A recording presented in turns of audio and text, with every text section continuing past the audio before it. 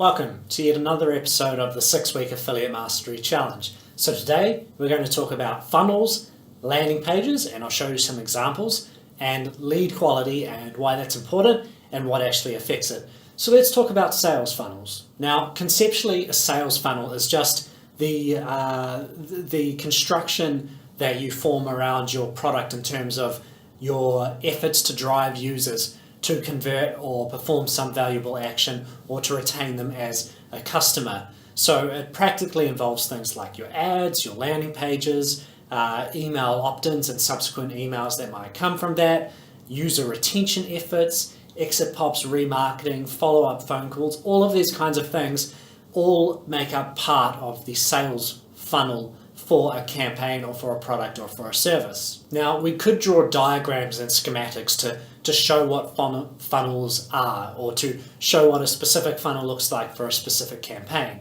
But it's kind of more important for you to understand the actual concepts involved here. For example, in your funnel, where people might actually fall out and your bounce and your loss rates there, points where you can actually split test to make improvements in your funnels, how tracking is an important part of funnels as well, and how your funnels can get very complex, but your tracking must be able to keep pace with that. And that funnels generally break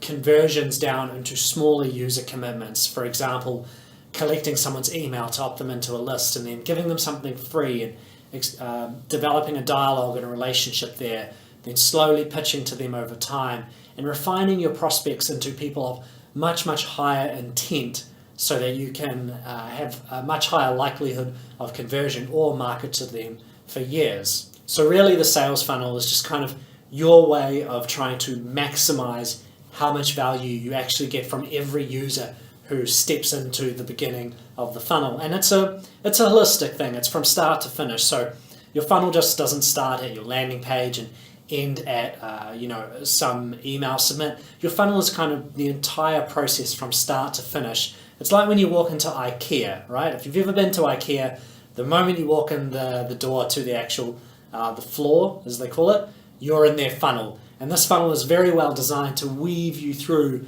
the sections so that you never miss anything. You're exposed to as many purchasing opportunities as possible. They make it as easy as possible to actually retain you in their funnel. You literally can't escape it. There's only a few shortcuts. They place various bags and trolleys and things along the way.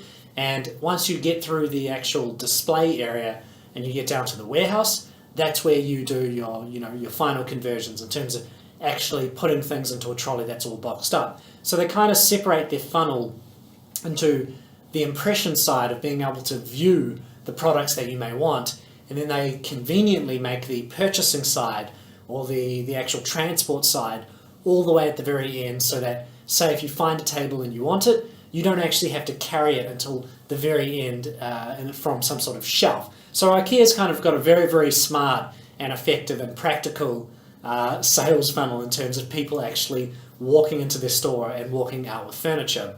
Now, remember earlier we talked about how variables can have compounding effects on conversion rates. So if you have a complex funnel with lots of different conversion points, then it becomes really vital, or at least very beneficial, to improve the conversion rates at all of those steps in your funnels, or conversely, reduce your actual leak, your bounce, your loss rates to improve how many people actually stay within your funnel. Now, there's a few links here that I'll provide as resources that give you some perspective on funnels from people in the web app and software companies industries. And they tend to have very large funnels, which are a bit different to the affiliate marketing funnels that we deal with, but it's quite interesting to get their perspective on things. Now, there are a lot of services out there that actually try to help you build these nice funnels. The tracker that we're actually using, Funnelflux, that is obviously has a really nice visual builder for funnels. It's kind of got funnel in the name, so it probably caters to funnel creation in some way. That helps you make really complex but really well-crafted funnels as well. And then you can get companies like Lead Pages and ClickFunnels where they try to integrate everything together. So they make it easy for you to run Facebook ads to a web page which has an email submit, which adds people to a list, and then you have follow-up emails and remarketing in various ways. There's companies that kind of focus on trying to make these clean, easy to work with funnels for actually selling to prospects, although they're not that great in terms of the direct response affiliate marketing campaigns that we do, but they do have their uses. Now, let's talk about landing pages. So what is a landing page? It is just a web page and one that you use to sell things. It's probably not even one you use to sell things. Landing page is a pretty generic term, but for us, these are the pages that we use to try and sell things and enhance our chances of actually converting a prospect. So why is that useful or important? Well, first of all, selling people with just a banner is hard. Having someone just glance at a banner for like half a second or 1 second and then click on it and selling them some product or service in that instant, that's not easy. So you're almost never going to get a banner that direct links to a conversion, right? The banner's always going to go to some advertiser's landing page, where that landing page then tries to actually convert that user to do something instead. Now, landing pages are also a much, much bigger piece of screen real estate that we can actually exploit. So we can send someone to a much larger area where we can actually play on their attention, and we can highlight the benefits of some product or service, or the reasons why they would be foolish not to use this product or service. So we get a lot more time to actually engage with and convert that user and encourage them to actually do something. Now, on the design side and the technical side, we can also do a lot more testing in terms of ad copy and psychological drivers for conversion, persuasion. We can split test headlines, we can have videos, we can do all of this kind of stuff in landing pages to actually really push and try and get these people to convert and actually optimize things to a great extent. And this helps us sell. Now, we can't do that with banners so easily because, again, the real estate is very, very limited. So how do they get involved? Well, we design and make them, and then we save them locally, after which we upload them to some site or some server, or perhaps even a content delivery network where we host them and then access them through some URL to use in our campaigns.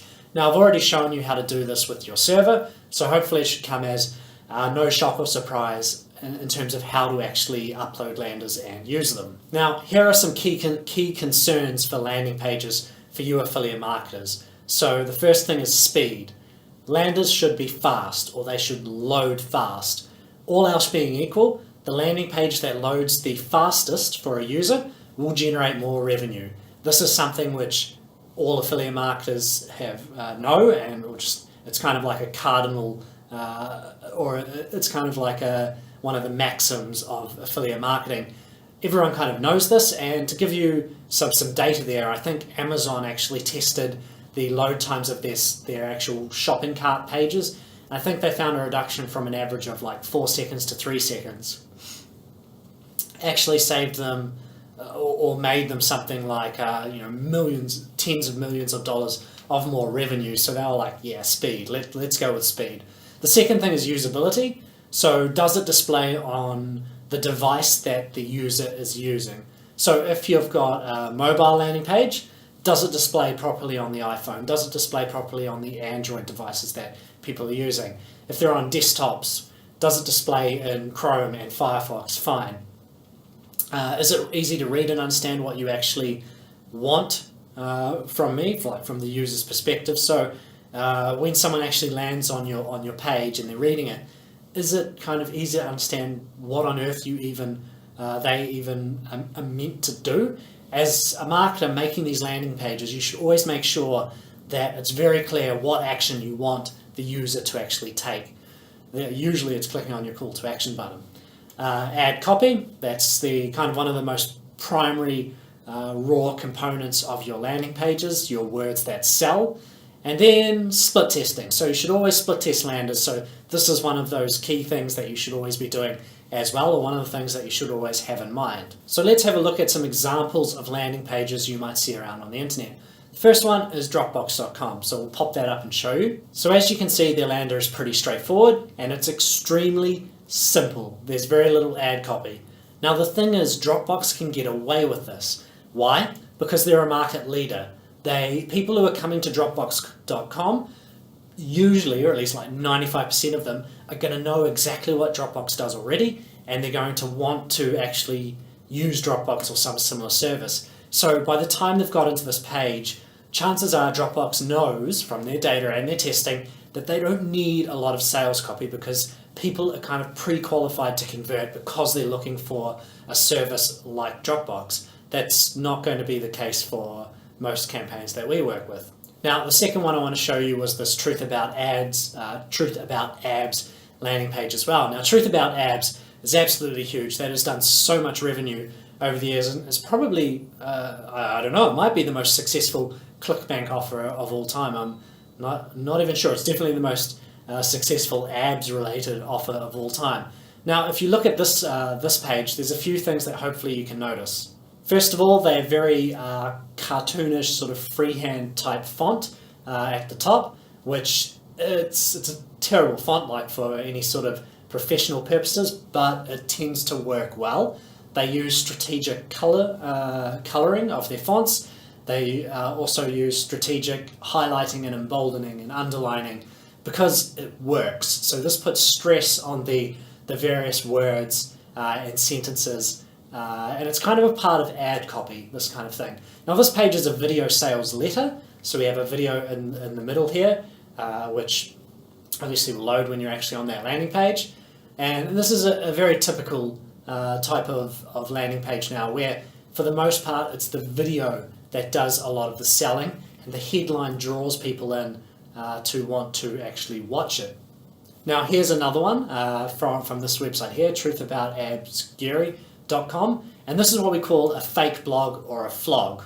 Now it is basically a review site, or sort of like a blog of some guy reviewing Truth About Abs, and these landing pages can be pretty effective as well, and they leverage various things like social proof, sort of personalization, adding some sort of persona and character to the dialogue and the person actually telling the story.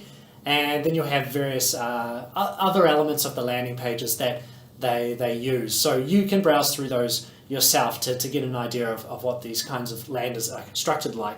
Now, one thing you should be aware of is the fact that these kinds of fake articles and fake blogs, but more so fake news article sites, I don't recommend really getting into those. They can cause a bit of trouble, and they, well, at least in the US or on US soil, they're kind of under the scrutiny of the FTC, with the FTC not liking these types of misleading articles, which kind of mislead users into thinking they're on an authoritative news-based site. Now, moving on from that, let's look at some typical digital products, for example, those from ClickBank. So seriously, just go to ClickBank and click on various things and actually open the landing pages there to see the kind of landing pages that these digital products actually deal with.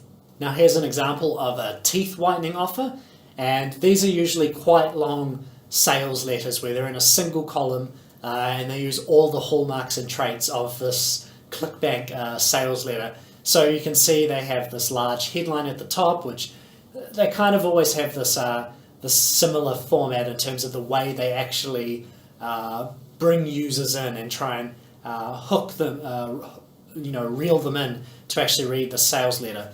And now, one thing you should be aware of is that long copy almost always outperforms short, period. This has been factually proven in many situations. There are exceptions, which I'll get onto, but for these sales letters on ClickBank, for example, they have probably tested a lot of variations, and the fact is, generally, the really, really long copy where it's a story that goes on forever and it has testimonials, it has all these things, rewords the same content 7 different times. These just tend to work better. Now, there are exceptions. I said long copy works better than short copy. Fact, this is a fact in most situations, but there's many situations where this is not true. So, for example, banners. You can't fit a ton of copy on banners, and typically less is more. You don't want to have like a headline like on that teeth whitening sales letter in a banner or a small mobile banner, because that's just going to be terrible.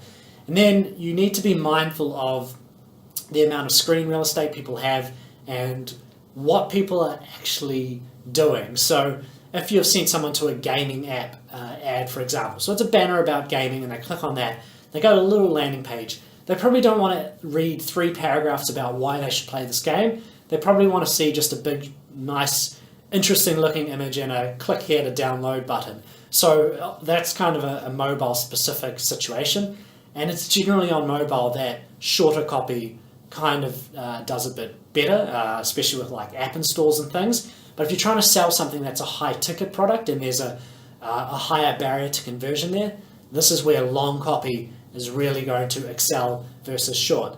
But even though I said that, remember, always split test. Never just take it on faith or on historical data that this version of your copy is always going to beat that version with a different demographic, a different offer, a different campaign, a different traffic source. Seriously, just test it.